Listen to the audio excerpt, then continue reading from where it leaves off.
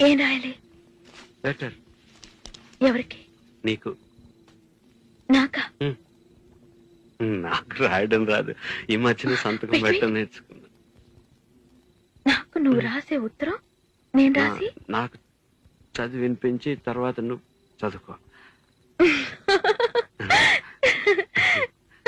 I like it. చెప్పు. నేను ఊహించుకుంటే కవిత మనసులో వరదలా పొంగుతుంది, కానీ అదంతా రాయాలని కూర్చుంటే అక్షరాలే, మాటలే. ఊహలన్నీ పాటలే కనుల తోటలో, అదే తొలి కలల కవితలే మాట మాటలో. అదే బ్రహ్మాండం. కవిత కవిత పాడు. కమ్మని ఈ ప్రేమ లేఖనే రాసింది హృదయమే, ప్రియతమా నీ వచట కుశలమా నే నిచట కుశ